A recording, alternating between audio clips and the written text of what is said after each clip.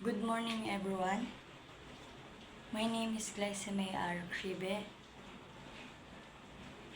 Today, we will learn in basic locomotor skill.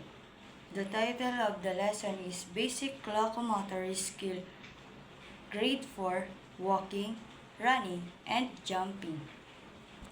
Okay, this is adjectives. Adjectives, at the end of the lesson, pupils you should be able to different basic locomotor skill, perform the movement correctly, cooperated with classmate.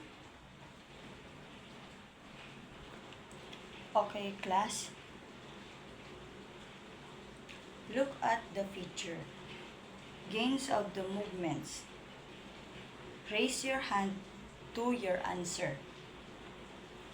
Look at the picture. What movement did you see? It is walking. Walking inside. How about this one? It is a running girl. And now, but not the least, it is jumping. Okay, very good, class. Okay, class.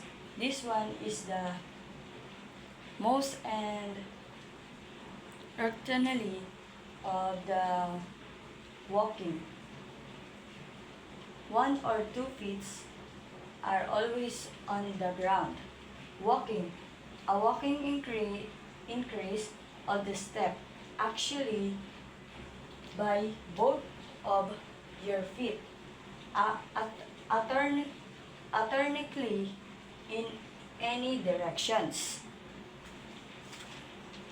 Kumbaga, ang ibig sabihin daw ng walking o paglalakad ay isang uri ng galaw, kung saan ang isang tao ay gumagalaw pasulong o anumang direksyon sa pamamagitan ng salita ng paglalakad ang mga paa. Okay, 0 on the foot is always on the ground. Okay, running, series of walking executed quickly in any direction, wherein only one foot stay on the ground, while the another is off the ground. So, ang ibig sabihin ng running, ang pagtatakbo ay isang uri ng paggagalaw na mas mabilis sa kanyang paglalakad. Sa pagtakbo, may mga sandali na wala o isa lang ang paa na nakaapak sa lupa. So, ibig sabihin po nun is, yung isang paa po natin ay nakaangat at tapos yung isang paa po is nakaapak sa lupa. Next naman natin ay springing on one foot or both feet and landing in both feet. Ang ibig sabihin po ng springing, ang pinapakita sa larawan ay springing o pagtalon gamit ang isang paa o dalawang paa. Ang paglagapak gamit ang dalawang paa. Kumbaga, tatalon ka, gagamitin mo yung isang paa mo para may puwersa ka sa pagtalon. At lalagapak ay sabay yung dalawang mong paa. Parang ganito. Ganon. Teacher, demonstrate the movements. Pupils observe carefully. Now, let's your turn to do movements and priority. So, ibig sabihin, class, may groupings tayo 1 to 5. Gagawin ninyo at gagawin ko din. So, ibig sabihin, kapag ginawa ko is gagawin nyo din. At huhulaan nyo kung ano ang ginagawa kong movement. Okay, simulan na natin.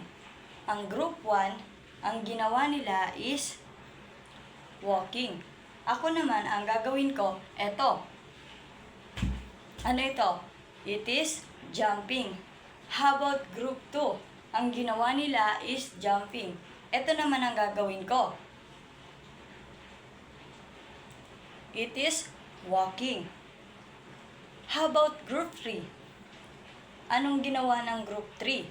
Okay, ang ginawa ng group 3 is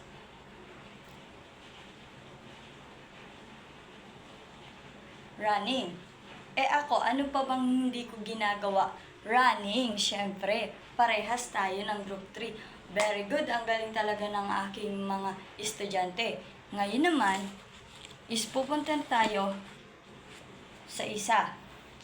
At tayo ay magpapaalam na.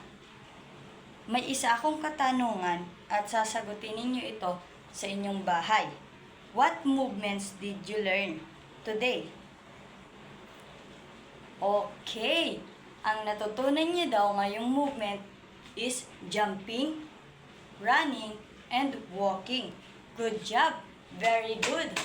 Ngayon, magpapaalam na po ako at ako po si Glyza May Cribe ulit. At ito po ang aking lesson for today is Basic Locomotor Skill, Grade 4 Elementary, Walking, Running, and Jumping. Hanggang sa muli! Bye-bye! Merry Christmas!